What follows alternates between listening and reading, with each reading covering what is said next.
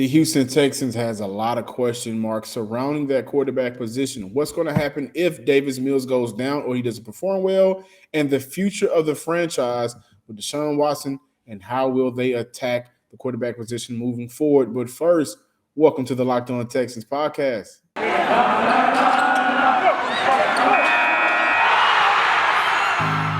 You are Locked On Texans, your daily Houston Texans podcast.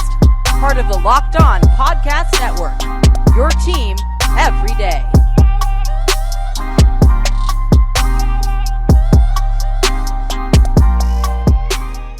Welcome, everybody, to the Locked On Texans podcast, a part of the Locked On Podcast Network, your team every day. Today's episode is brought to you by On Location. On Location is the official hospitality partner of the NFL. The only place to score a once-in-a-lifetime experience for a Super Bowl ticket and experience package. Visit onlocationexp.com/SB56 for more information or search Super Bowl On Location. Super excited for today's show. I'm John Hickman. Follow me on Twitter at John_Hickman12. And of course, I'm joined by none other than Cody Davis. We have to talk to Houston Texans. I cannot wait to do that. At the quarterback position itself, Davis Mills, Deshaun Watson. But first, Cody, if Davis Mills gets injured on Sunday or in any part of the last 5 games, or if he does not play well in the last 5 games of the year, what does Houston do? Do they move Jeff Driscoll and kind of cancel his tight end dream, move him back to the quarterback position if they need somebody else to serve in as a backup? It's Titus Howard, who's been moved around a lot from right tackle to left guard to left tackle, which, by the way, Titus Howard has had 2 back-to-back weeks with high PFF grades and great performances. But do they move him back to the quarterback position? As you guys may or may not know, he played quarterback in high school. What does Houston do moving forward if things do not work out with Davis Mills or if he gets injured as well? Because right now, Tyrod Taylor, he did have a ligament damage to his right leg. His left wrist. His left wrist. So he will be out for the remainder of the year, I'm guessing. He won't play. Davis Mills is QB1. What does the future entail for Houston Texans so far for the season? Well, I'm not really worried about whether or not Davis Mills go out there and stink up the joint, because that is actually what I want to see. What I mean by that is I want to see whether or not Davis Mills is the answer at quarterback for the Houston Texans moving forward. And if he goes out there and stink up the joint in these final 5 games, then that would give the Houston Texans a clear indication that they can actually move on from Davis Mills, because now you're looking at a sample size of 11 games and whether or not he is your quarterback for the future. However, John, on the flip side of things, the one thing that I'm looking at for in terms of who is going to be the backup quarterback for this organization is if Davis Mills go out there and get hurt. And let me say this, I'm not wishing that upon the young man at all, not by a mile, but you do have to take into consideration that he is going out there and playing a physical game. And with Tyrod Taylor not being healthy, with them 2-3 weeks ago moving Jeff Driscoll to the tight end position, and I understand it that quarterback is still his primary position, but that it's just another indication that the Houston Texans in 2021 is a joke of a franchise, because it's a possibility that they move Jeff Driscoll to tight end. Now there's a possibility that they're going to have to put him back in the quarterback room because they don't have no other answer. You damn sure know Deshaun Watson isn't going to suit up and be a backup to Davis Mills. That will be the worst thing of all moving forward, regardless of how you look at this situation. And I guess the obvious answer, and I would definitely know later on today, because I do plan on asking David Culley, what's the backup plan at quarterback if something happens to Davis Mills moving forward? But I guess the obvious answer as of right now, that they're going to have to explore the market and sign somebody to their practice squad and just quickly elevate them ahead of Sunday's game against the Seattle Seahawks. Because look, once again, Jeff Driscoll is kind of the obvious answer as well. But over the last, 3 weeks now, he has been practicing and studying the tight end position. So once again, it's stupid that this team has put themselves in a position where you're thinking to yourself, What the hell is the backup plan if something happens to Davis Mills? Yeah, and God forbid anything happens to that young man. I want him to finish this year out You and strong. me both. I think that it's fair to him, considering the circumstance that he's been in, to get a real shot. I don't think Tyrod Taylor will be looking over his shoulder again. I don't believe that he will play for the rest of the year. And in this 5 games, I'm hoping Houston takes the approach of we have to live with the outcome. So let's open up and let's give him as much as possible. And let's see how fast he can digest these things. It's not like Houston is in a playoff race. It's not like Houston is in a race to number 7. They are right now looking to get a top 2 pick in the NFL. They ain't a race for However, number one. in the race for number 1, right? The run for one is what I probably would call it. But he needs to have everything thrown at him, and that's fine. But if it does not work out, not because he's thinking of the joint, as you put it, Cody, I don't think that if he is having issues with commanding of the offense, keep him out there for one. But Houston's backup plan mid-game, because of the mismanagement, because of the decisions made by the coaching staff or whoever is making the decisions, and I know you guys know what I'm alluding to, you have had Jeff Driscoll practicing as a tight end for the past 3 games. And who knows how long he's been practicing or preparing to play that position, right? And overall, he is in the position where if things do happen to go sideways, if for Davis Mills, if unfortunate things happen and he goes down, then as we said early in the year, at any point during this season, if Jeff Driscoll starts any football games for the Houston Texans or plays at quarterback for Houston, then you really know how bad this franchise is. And right now, this franchise is really bad. They are horrendous. But, one thing I want to see out of Davis Mills, I mentioned this on yesterday's podcast where I wanted to see him score more touchdowns. And I also mentioned that I wanted to see him use his athleticism. I do want him to establish a relationship with a receiver. And I would prefer that to be Nico Collins. Brandon Cooks is a receiver. He's a veteran guy who has played with the likes of the greatest, Tom Brady, Drew Brees, right? He's played with great quarterbacks. And so he can play for the Texans.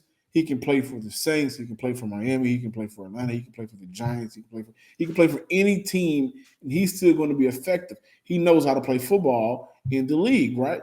For Nico Collins, I don't think he's had an opportunity to grow with any other quarterbacks, whether that had been due to him being out to injury or just lack of targets. So I would like to see kind of a force feeding to Nico Collins as much as possible, if it makes sense, from Davis Mills.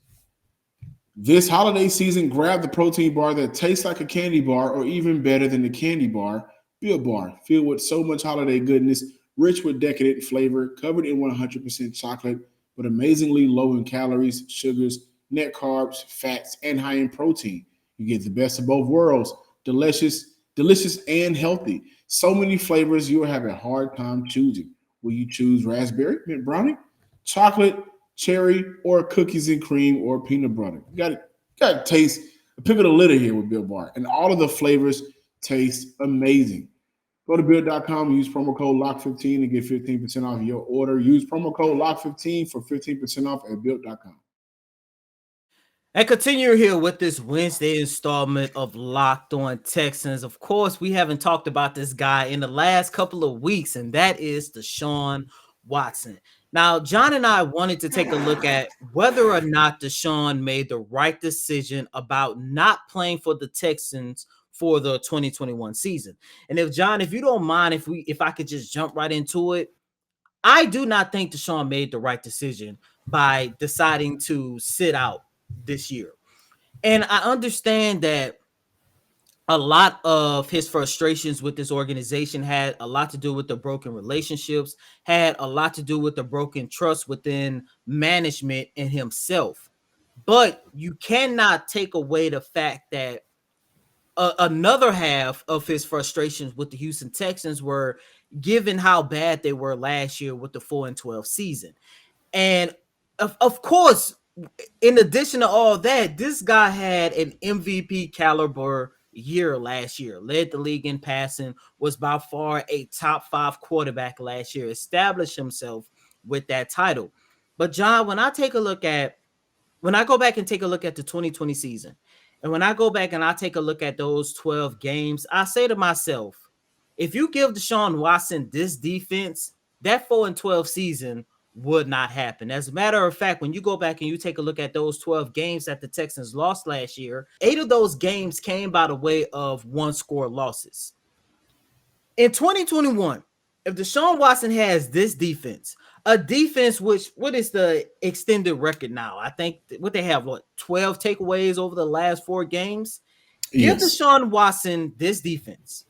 Give Deshaun Watson this version of a healthy offensive line with Justin Britt as your center, with Laramie Tunsil and Titus Howard taking care of your blind side. And I can also make the argument that his receiving core with a young and up-and-coming Nico Collins is better than what he was working with last year when your second wide receiver was a banged-up Will Fuller or at times an Asian Randall Cobb. Give Deshaun Watson this roster, especially this defense, and there is no way in hell this organization will be sitting at 2-10 right now. Because what's funny, last year they was 4-12 given an historical bad defense. Now they're sitting at 2-10 with a god-awful offense. I don't think he made the right decision just based off of that alone. Yeah, I think the Texans can't win for losing, but I will say that Brandon Cooks was interchangeable out at number 1 and number 2 last year with Will Fuller. And then you would add Randall Cobb. I'm not 100% sure if he's a third option or fourth for Houston. I don't really think Houston had a third option, maybe David Johnson out of the backfield or who else. But number 1 and number 2 last year was Will Fuller and Brandon Cooks until Will Fuller got suspended. Then it became Brandon Cooks, where he recorded one of his many 1,000-yard seasons in the NFL. I disagree, though. And I'm looking at this not from the on-field aspect. And I do want to say this. In regards to Deshaun Watson quitting, I think the way he went about it, you can classify that as quitting. This is in regards to how the fans feel, how some people that I speak with behind the scenes, whether or not he quit or not quit. I think when you look at the year that he had in Houston, where you're right, there was a MVP caliber conversation there of his play. I look at how things had transpired in the offseason before we got to the point where he can't play, because right now, I think the moment if he would ever say I want to play football, he's not going to be able to play. But right now, I don't think he can play because of the legal situation that he has going on. Before that happened, he said, I'm not playing. And they tried to get him to play. They tried to get him to come back. Once again, he said, I'm not going to play for you guys. And they tried again, and he did not want to play for Houston. So I think he quit. Now, if I'm Deshaun Watson, did I make the right decision? Or if I'm the outside looking in, which I am, do I think Deshaun made the right decision, Cody? I think he did make the right decision. There's an article that came out that reminds me of how bad this franchise was. Every time that I read it, and while I was looking this up, looking at how can I attack this point, I came across an article that allegedly Bill O'Brien was making decisions on purpose so he can get fired. Yeah, I think I made the right decision. That my head coach, who blew the lead in a pivotal playoff game in a moment where this could have defined this franchise, pissed away the game. And in response, the ownership said, hey, you know what? We got to give that guy more responsibility, and made him the general manager. And he pushed for the DeAndre Hopkins trade. And he pushed for the draft selections. We talked about how Jonathan Taylor could potentially have been a Texan, right? These were all the decisions that were front-lined by Bill O'Brien's in his decision-making. And then I look at everything else. Yeah, I think I made the right decision before the background and history of why I can't play right now came out. But I don't trust a franchise that squandered away one of my best seasons ever, that publicly said we like to work and partner with Deshaun Watson on the future of the franchise, but in private did not do that. Did the total opposite. It'd have been an issue. I'm sorry, it would have been different if those words were not said. But Cal McNair, kind of said we're going to listen to him. We're gonna see it through with him and see what he has to say. You go out, you hire a general manager that potentially could have, faced had Houston face charges the year prior, and then you have a save face hiring with David Culley because of the guys that you interviewed. Look at the guys that interviewed: Leslie Frazier, Matt Eberflus. They interview Eric Bieniemy, and I think that's another point where you can put a slap in the face of Deshaun Watson, because I don't even think that was a real interview for the team. I thought that was an interview for, hey, Deshaun, look what we did. This is my speculation, not proof behind it, but that's just how I feel because of how Houston went about it. Everything put into a bowl like a big old dysfunctional gumbo. You think Deshaun Watson wants to eat that? Now, other players may want to. We've seen players drink some of the Kool-Aid on this franchise this year, but I don't blame him for making the decision of, I don't want to play with this franchise anymore. And I don't think people should villainize him for that.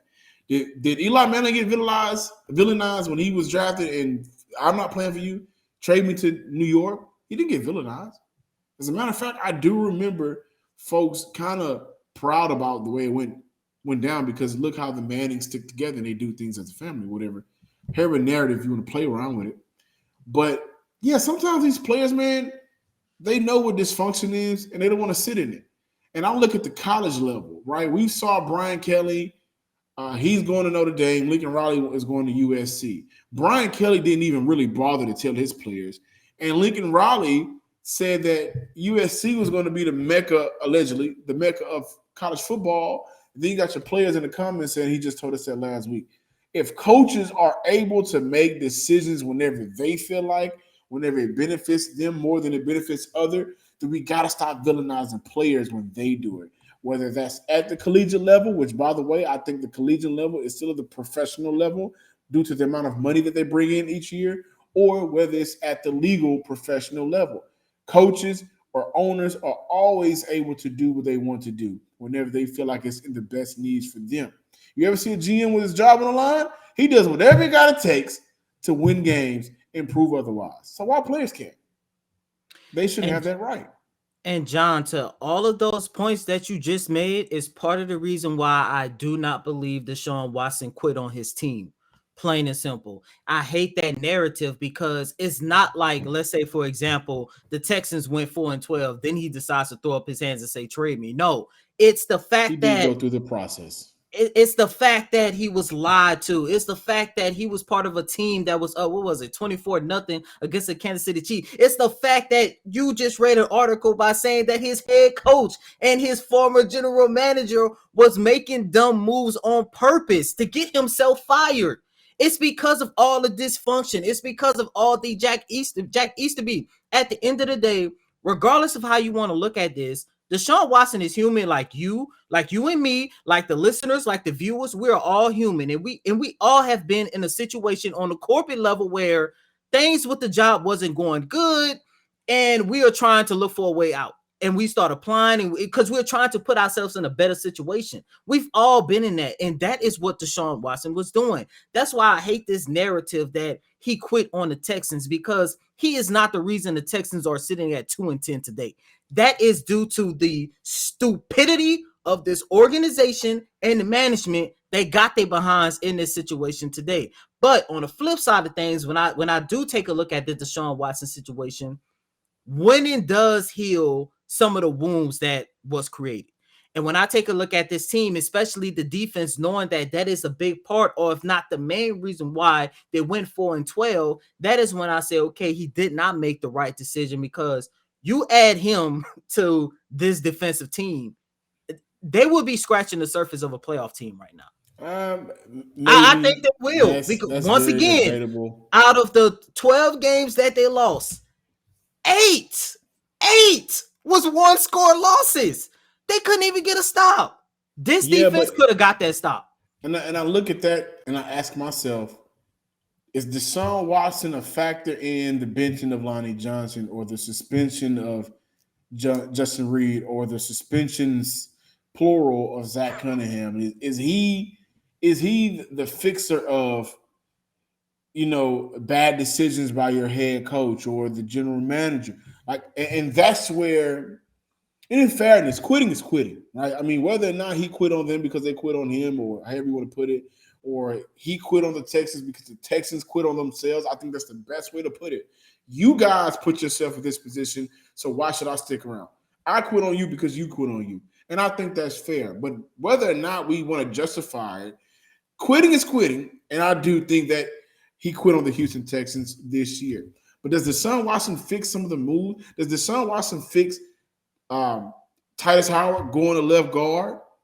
Does he fix that? But that's the thing. It's not Does he that he fix fixed an it. aging running back group with Mark Ingram, David Johnson, and Rex Burkhead? Well, he damn sure doesn't fit that. But all the stupid stuff that we have seen this organization do this season, if he was here, they probably would not be doing that, because now they will have a competitive team that they can go out there and actually put themselves in a position to win games. A lot of this foolishness that they doing, moving Lonnie Johnson from corner to safety back to corner, moving Titus Howard from left guard to left tackle. Probably next week he'll probably be the quarterback, because we don't even know who the hell is going to be the backup quarterback if Davis Mills get hurt. It's because they know they're not going to win many games. And like I say, this is the prelude of the rebuild. So let's just experiment with a lot of these players and see whether or not if we can use them in different roles and in hopes of having them excel in a different position. If Deshaun Watson is here, like I mentioned, they would be scratching the surface of a playoff team, which means a lot of the foolishness that we are seeing would not be taking place. Well, we could agree, disagree, and I think there was a good conversation to have of whether or not Deshaun deserves some of the blame he's getting, or did he make the right decision? One of the decisions that was made that I think Deshaun, in fairness to him, was getting a credible head coach. And they did not do that. So those are the things where I look around the league. I don't think I don't think a Patrick Mahomes would have those issues. I don't think some of these quarterbacks that are their franchise will have those issues. I do want to talk about the Miami Dolphins and that quarterback situation, since this is the quarterback show for the Houston Texans. They are on the 6-game winning streak, and they look a whole lot better. Tua is playing a whole lot better, so I want to talk about how that may play out and affect next year's offseason and decisions for Houston. But first, BetOnline has you covered all season. More odds, more props, more lines than ever before. As football season continues to march to the playoffs, BetOnline remains your number one spot for all of sports action this season. From basketball, football, NHL, boxing, UFC, right down to your favorite Vegas casino games. Don't wait to take advantage of all the amazing offers available for the 2021 season. So head to the new updated desktop or mobile website to sign up today and receive your 50% welcome bonus on your first deposit. Just use promo code LOCKEDON to receive your bonus. BetOnline is the fastest and easiest way to bet on all of your favorite sports, because BetOnline is where the game starts. Thanks for making Locked On Texans your first listen every day. Be sure to check out Crossover Thursday this week as we talk to the Locked On Seahawks. Now make your second listen Locked On Bets, your daily one-stop shop for all of your gambling needs. Locked On Bets, hosted by your boy Q, with expert analysis and insight from Lee Sterling. It's free and it's available on all platforms. Cody, before we talk about the Miami Dolphins and how that will resonate with the Houston Texans or correlate to what they want to do next offseason, I definitely want to give you guys an update with Deshaun Watson and his trial that's going on, especially since we just discussed whether or not he made the right decision. Prosecutors are likely presenting Deshaun Watson's case to a grand jury in January. Prosecutors have met with 2 women so far and asked whether those women would be willing to answer questions from grand jurors if it is requested. One of Watson's accusers was allegedly told by prosecutors that they will be bringing the case to a grand jury in Houston possibly in December, but more likely in January. Rusty Hardin, Deshaun Watson's attorney, said ordinarily Watson would get a chance to testify before a grand jury, but he hasn't got a suggestion from a prosecutor yet, and those kind of things are up to them and the grand jury. Lastly, I want to let you guys know that if a grand jury decides to indict Watson in January, it means he would almost definitely be placed by the NFL on the commissioner's exempt list until the matter is resolved. That will do a lot of potential damage to what Houston could do in a trade next offseason. The commissioner's list, of course, grants paid leaves to players. So if Houston is not able to trade him, unfortunately, that $39 million that kicks in next offseason, they still have to pay. And that was why a lot of you guys, and I used to flip-flop on it, whether or not they should keep him to the offseason, but I definitely believe that before we got to this upcoming offseason, Houston should have struck the trade with a team this past offseason. That way, they don't even have to worry about whether or not he's going to be tradable or not. However, the Miami Dolphins are on a 5-game win streak. Excuse me, I said 6 before. 5-game win streak. They've been playing great defense. Tua Tagovailoa, who has looked healthier, has played better. He's looked more so of a game manager, but he has made some very big-time throws in Miami, and that's given the lack of receivers or weapons that he has out there. Has the success of Miami, Cody, and viewers, I want you guys to join in on this, of course, but has the success of of Miami the last 5 games, will that deter what Houston could possibly do next offseason if they're able to trade Deshaun Watson? I think so, most definitely. Because when you go back, what is it now? Like a month ago, during the trade deadline, Miami did not pull the trigger on a Deshaun Watson trade because they did not know what this case is going to do. And John, given the information that you just gave, everything that Miami was kind of like afraid of in terms of acquiring Deshaun Watson, not knowing when they're going to be able to unveil their new franchise quarterback, from what you just told us, it's going to be the same thing in 2022 as well. Plus, you also got to take into consideration that Tua has played a hell of a great 5 games in a row. As a matter of fact, over the last 5 games, this is a man who has thrown for 905 yards, 5 touchdowns, and this is the big one interception. And we know earlier in the season, dating all the way back to his rookie season, that taking care of the ball was something that kind of hindered Tua on whether or not he's going to be a franchise quarterback in this league. And by the way, I do want to add this as well. Over the last 5 games, Tua has also completed 70% of his passes. So if I'm the Miami Dolphins, I'm looking at this from a standpoint of, for the second year in a row, Tua and our team has not been healthy for majority of the season. But when they are healthy, just like last season and just like these last 5 games now, we could be arguably one of the top teams in the league. We know that guy in Houston is a hell of a lot better than Tua right now.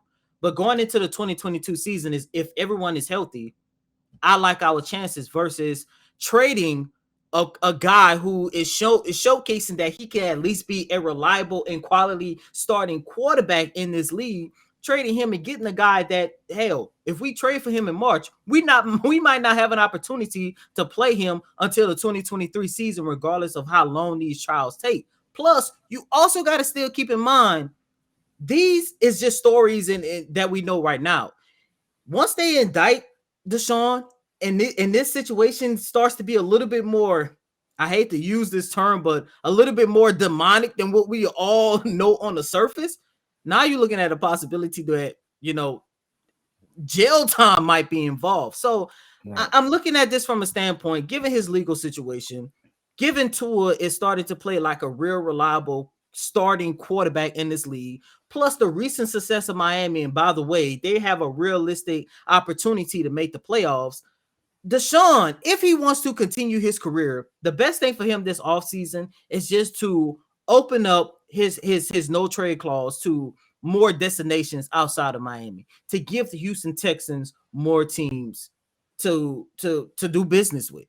And I kind of hate this for Deshaun at the end of the day, but he got himself in this situation.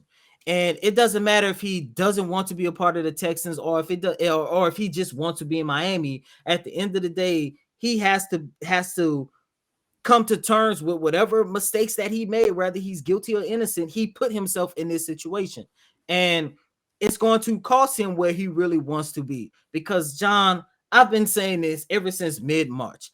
Had Deshaun Watson not got himself in this situation, he will already be in Miami. And you and I will be sitting here talking about the plethora of first and second round draft picks the Houston Texans have, instead of talking about whether or not the Texans are going to be in a situation to pay him 30 plus million just to go to court in 2022.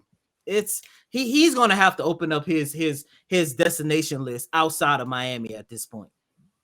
Thank you guys for checking out another episode of the Locked On Texans podcast on this Hump Day edition. Again, I am John Hickman. Follow me on Twitter at John_Hickman12. Follow us on Twitter at Locked On Texans and subscribe to the Locked On Texans YouTube page as well. Like, comment, tell your friends about it. Tell your grandma, who's a longtime Texan fan. After the Oilers left the city, she was pissed and she had to find another team to root for. And she's probably not happy with the franchise right now. She ain't telling nobody at church who her favorite team is at Bible study. I can tell you that much. And as always, I'm your host, Cody Davis. Please remember to follow me on Twitter at CodyDavis_24. Once again, that's Cody, COTY DAVIS _24. And John, to your point, I'm pretty sure their grandma isn't telling nobody who their favorite team is. But however, at Bible study at church, they already know who her favorite team is, because a couple years ago, seems like the Houston Texans was on the up and up. And I know grandma was talking noise at church. I'm going to tell you what probably happened. She probably stopped praying for him mid-game. She started believing it was going to happen. She stopped praying, but she's been praying for him ever since so they can get their team right. Until we can holler at you guys tomorrow, great opportunity talking to you. We'll see you. Peace.